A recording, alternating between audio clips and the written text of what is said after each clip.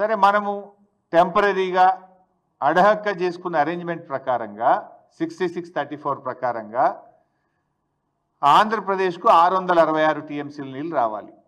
కానీ ఆంధ్రప్రదేశ్ ఇప్పటికే 657 వాడేసింది. 666లో 657 టీఎంసీలు వాడింది. ఇక ఆంధ్రప్రదేశ్కు ఉన్న హక్కు ఎంత? ఇంకా 9, కేవలం 9 టీఎంసీలే.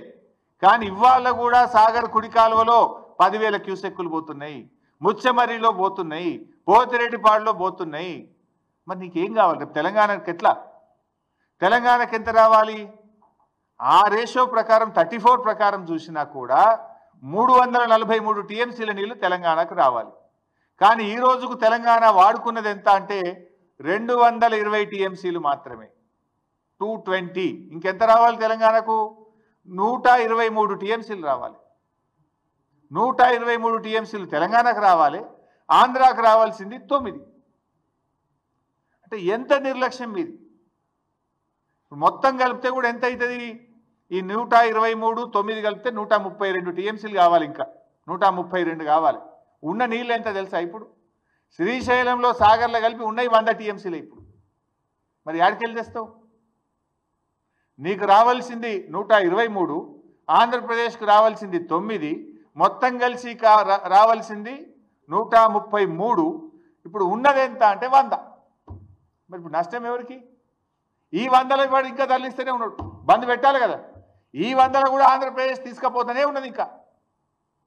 మరి తెలంగాణ మన వాటా పోతుంటే, వాళ్ళు తరలించుకుపోతుంటే గుడ్లప్పగించి ఎందుకు చూస్తున్నారు?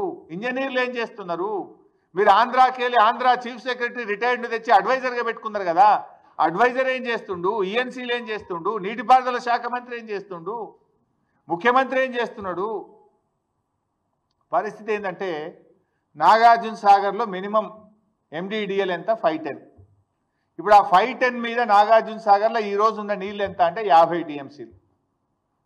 శ్రీశైలం ఎండిడిఎల్ 834.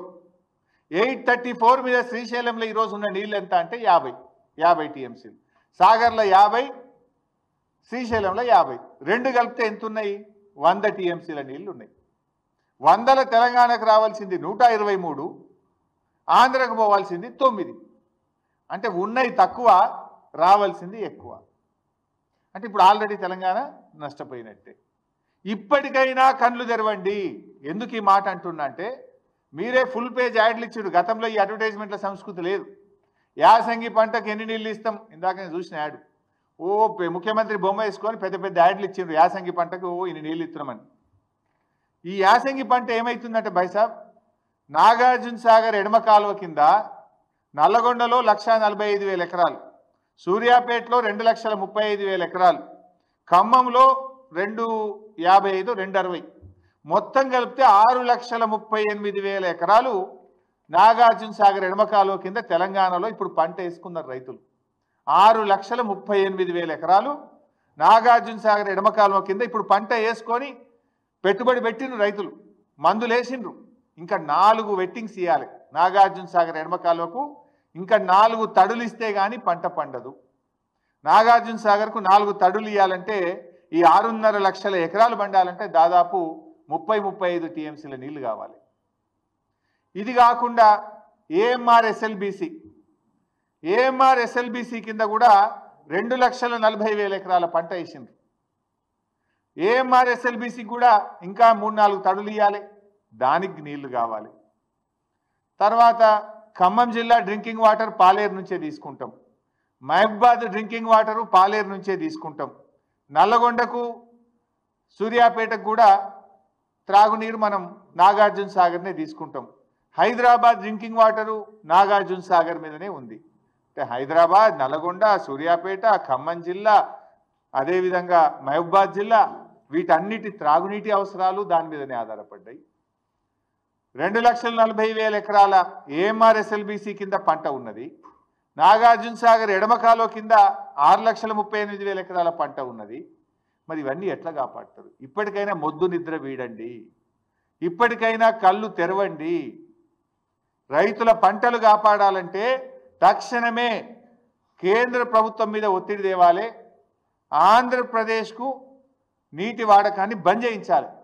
కేఆర్ఎంబి ఆఫీస్ ముందు ధర్నా చేద్దాం పండి, మేము కూడా వస్తాం. పోదాంపా ఢిల్లీలో కేంద్ర జలశక్తి మంత్రి కార్యాలయం ముందు ధర్నా చేద్దాం.